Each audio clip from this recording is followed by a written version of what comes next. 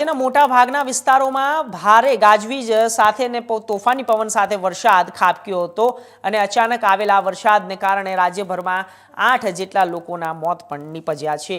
આગામી 3 દિવસમાં 75% વધુ વિસ્તારોમાં સાર્વત્રિક વરસાદની સંભાવના છે। તો આ દરમિયાન પ્રતિ કલાકે 50 થી 80 કિલોમીટરની ઝડપે ભારે પવન ફૂંકાઈ શકે છે। 4 ઇંચ સુધીનો વરસાદ ખાબકી શકે છે તેમજ 15 જિલ્લામાં કરા સાથે વરસાદની સંભાવના છે। તોફાની વરસાદને લઈને ગુજરાત રાજ્યમાં યલો અને ઓરેન્જ એલર્ટ પણ આપવામાં આવ્યું છે। લગભગ સાર્વત્રિક વરસાદની સ્થિતિમાં આગામી 5 દિવસોમાં મહત્તમ તાપમાન 3 થી 5 ડિગ્રી ઘટી શકે છે, જેને લઈને આ દરમિયાન આકરી ગરમીથી રાહત પણ મળી શકે છે। ભર ઉનાળે ચોમાસામાં જેવી પરિસ્થિતિ સર્જાતા સરકાર અને વહીવટીતંત્ર માટે વરસાદનો આ રાઉન્ડ ચોમાસા પૂર્વે મોક ડ્રીલ જેવી સ્થિતિ સર્જી શકે છે।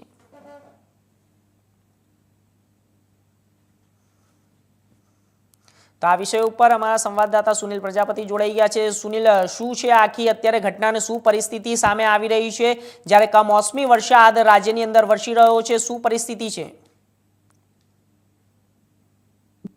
જી હર્ષ, તો હું જણાવી દઉં કે કાલ રાત્રે સાંજે જ વાતાવરણ પલટો થયો હતો અને રાત્રિની સાંજથી અલગ અલગ તાલુકામાં તમને કેવું કે 114 તાલુકામાં વરસાદ આવ્યો હતો અને આ વરસાદ જે પડ્યો છે તે હવા ફૂલ ગતિએ હવા સાથે અને વીજળીના ગરગડાટ સાથે વરસાદ પડ્યો છે। કમોસમી વરસાદ છે।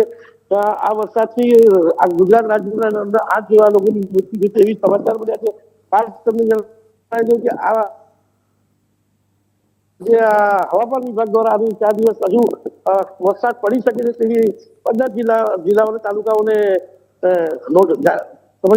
માહિતી આપવામાં આવી છે। ખાસ તમને એક વસ્તુ એટલું જણાવવામાં આવ્યું છે કે આજે કચ્છ છે, ભુજ છે, સુરેન્દ્રનગર અને જે બીજા જિલ્લાઓ છે દાહોદ થી આ બધા જે ઉત્તર ગુજરાત પંચમહાલ જિલ્લા આ બધા જિલ્લાઓમાં વરસાદ પડી શકે છે એવી હવામાન દ્વારા આગાહી કરવામાં આવી છે। આ વરસાદની તોફાની ફૂલ સૌથી ઉપર ગતિના વધતા પવન ફૂંકાઈ રહ્યા છે તેમજ ઘણું નુકસાન છે। વૃક્ષો રસ્તા પર વૃક્ષો પડી ગયા છે, કેટલી ઘટના બની છે ને કેટલીક જગ્યાએ કે લોકોના જે ઘરો છે તેમાં પણ તકલીફ પડી છે, ઈજા પડી છે એવી ઘટનાઓ બહાર આવી છે ને આના લીધે 8 લોકોના મૃત્યુ છે હાલ ગુજરાતમાં। અને આવનારા સમય જે 4 દિવસ છે તેમાં આના કરતા વધુ વરસાદ કમોસમી વરસાદ પડી શકે જેના લીધે લોકો જાણકારી આપવામાં આવી છે હવામાન વિભાગ દ્વારા। જી સુનિલ, જેવી રીતે હવામાન વિભાગ દ્વારા આગાહી તો આપવામાં આવી છે, યલો અને ઓરેન્જ એલર્ટ પણ આપવામાં આવ્યું છે, પરંતુ ક્યાંક ને ક્યાંક આ જે ઘટના સર્જાઈ છે તેની અંદર ક્યાંક ને ક્યાંક રેસ્ક્યુ ટીમ પહોંચી છે કે નથી પહોંચી તેનું પણ ખાસ ધ્યાન રાખવામાં આવી રહ્યું છે કે નથી આવી રહ્યું? ચોક્કસથી આ કમોસમી વરસાદના લીધે રસ્તાઓમાં ઝાડવા પડ્યા હતા અથવા કોઈ પણ ઘટના બની છે તમે જોઈ શકો કે આ રેસ્ક્યુ ટીમે પોતાનું કામ કરી રહી છે ને હવે જે હવામાન વિભાગની જાહેરાત કરવામાં આવી છે કે બીજા 4 દિવસ હજુ વરસાદ પડી શકે છે જે 14 થી 15 જિલ્લાઓમાં ત્યાં પણ પૂરી ટીમ તૈયાર છે કે આવા સમયમાં જે વધુ ઝડપે આવતો પવન એ ઘણી જગ્યાએ વૃક્ષો પડી રહ્યા છે રસ્તામાં અને આ વૃક્ષ પડવાથી તમે જોશો ગત રોજની ઘટના છે કે બરોડામાં એક રિક્ષા ચાલકનું મોત થયું હતું વૃક્ષ પડવાથી। એટલે આ બધી વસ્તુને ધ્યાન રાખીને તંત્ર જે કામે લાગી ગયું છે અને તંત્રની કોઈ જાતની બેદરકારી કરવા ઈચ્છતું નથી કે જેનાથી કોઈ અનહોની થાય।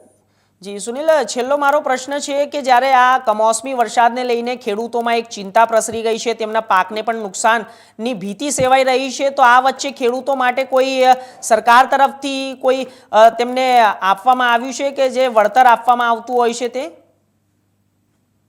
ના, હાલ તો અમને કોઈ એવી જાહેરાત સરકાર દ્વારા નથી કરી પણ આમ કહેવાય છે કે આ વર્ષે જે કમોસમી વરસાદ પડ્યો છે તેના લીધે પાકમાં નુકસાન થયું છે। તમે જોઈ શકો હાલ કેરીનો સિઝન હતો તેના પણ માવઠા અને વરસાદ આવ્યો હતો ત્યારે પણ એ પાક પર ઘણી લોકોને નુકસાન થયું છે। તેના લીધે સરકાર પાસે અપેક્ષા કરી છે ખેડૂતોની કે સરકાર આ જે કમોસમી વરસાદમાં નુકસાન ખેડૂતો છે તેના માટે સરકાર કોઈને કોઈ પગલાં લેશે ને એ લોકોને સહાય કરશે એવી લોકોની ખેડૂતોની અપેક્ષા છે ગુજરાત। જી ચોક્કસ સુનિલ।